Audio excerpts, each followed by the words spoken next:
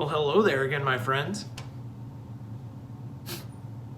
This week on Hope from Hospice, I want to share a personal story with you. It's about to get real. Recently, I was sitting at home. I had just finished a long work week.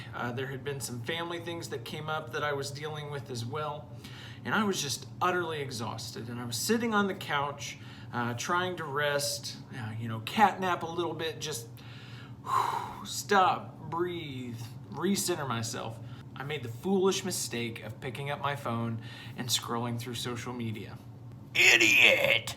The next thing I know, I'm seeing these terrible news reports about something that's happened locally, a protest that went super wrong, and there was some violence that broke out, and it was just chaos, and some of my friends were down there, and they were present when it happened, and it was just really scary and shaky, and it started raising in me all these other questions about personal rights and societal distress and violence and peacekeeping and all of these other things. And it just got to the point where it was overwhelming. And then I saw another news article about something that was happening on a national level that really just kind of shook me to my core.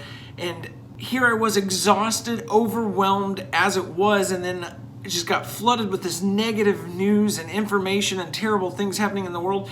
And it was so overwhelming that I just felt myself literally shut down, started to cry a little bit, and just fell into despair. My friends, that is not a good place to be. And I realized, thankfully really quickly, that I could either sit there and give in to that despair and keep listening to all of this negativity, or I could shut it off. I could choose instead to silence the negative and instead seek out sources of something that were more life-giving and uplifting and encouraging. I want to hand you over to my good friend and coworker, Chaplain Jim.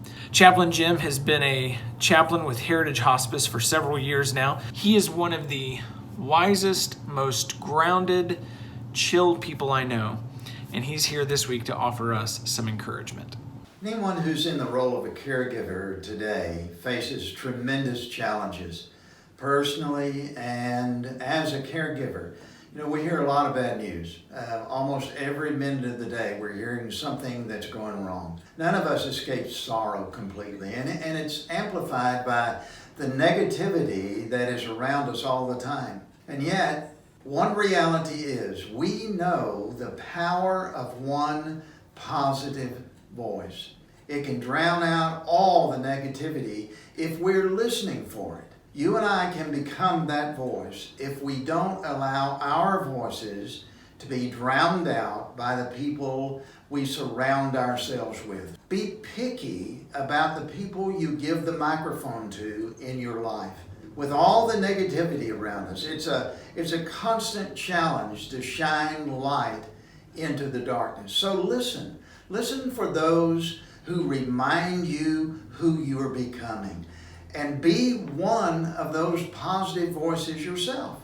Jesus has already told us that we will have troubles in this world. We just need to be reminded of the promises that Jesus made, that all this brokenness can be mended if we trust in Him and surround ourselves with people who speak joy and hope into the world. And I want to encourage each of us to become and commit to being one of those helpful and hopeful and joyful people, and touch those God brings into your life with His compassion and His love. Thanks, Chaplain Jim. You're the best. So taking Chaplain Jim's encouragement to heart, I want to give you these 3 challenges. Challenge number 1, shut it down.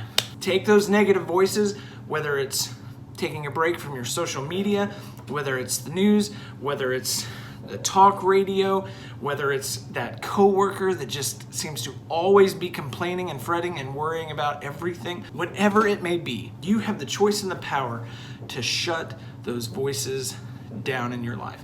Silence them, break away, unplug, shut them down. Number 2. 2, listen up, listen up.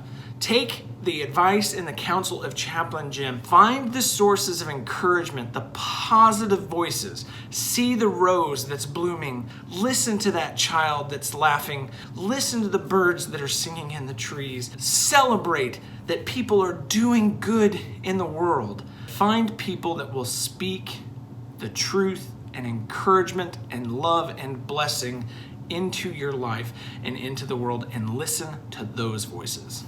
Number 3, finally, spread it around. Be a person who chooses to be a voice of hope and encouragement to others. Do good in the world. Take that flower or that rose that you found and give it to someone else. Speak life. Speak hope to other people. And when you intentionally start doing that yourself, you will find your own mind and heart and spirit being transformed into one of hope itself. So, here it is again.